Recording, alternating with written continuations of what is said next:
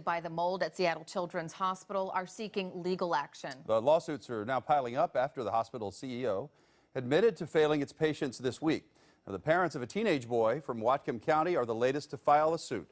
They blame the hospital for his complications following an aspergillus mold infection that he contracted during brain surgery last year. The family's attorney says the hospital did not take reasonably prudent measures to protect him. Seattle Children's CEO is making no excuses for the deadly mold that's blamed for killing 6 patients since 2001 and sickening 8. I want to apologize to our patients and our families who have been directly impacted by these infections. This is simply devastating for them and for us.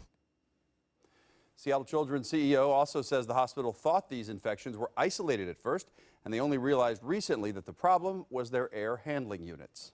And tonight we're hearing from a lawyer who filed that latest lawsuit. Brian Flores is at our live desk with what we've learned. Brian. Yeah, Aliana, the attorney represents Virginia and Peter Tom of Whatcom County. It is their teenage son that went to Seattle Children's for surgery in March of 2018. But now the family says he's still fighting complications from the aspergillus exposure.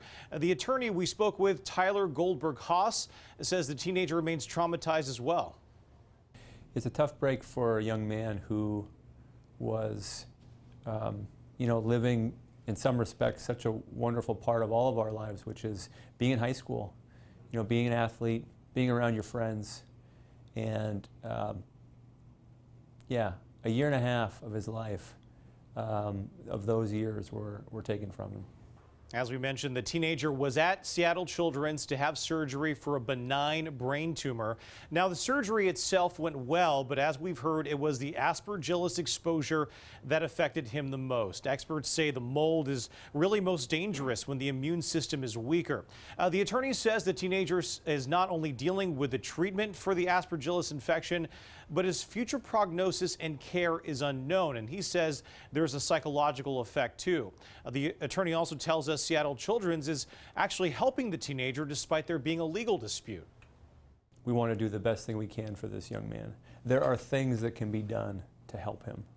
And I want to give credit to Seattle Children's because they have done things that other defendants that I've interacted with in the past have not done. Things that will help him recover as best he can.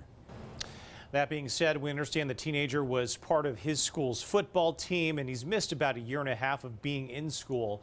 The attorney would not disclose how much his clients are seeking in terms of monetary damages. He would only say that the family here is really looking at this strictly from a care standpoint for the teen, saying that he basically needs long-term care as well as a school tutor because he's missed so much school. The family does expect future medical expenses for their son. In terms of what's next in this litigation, the attorney says a trial date has been set for October 26th of next year. Aliana, back over to you.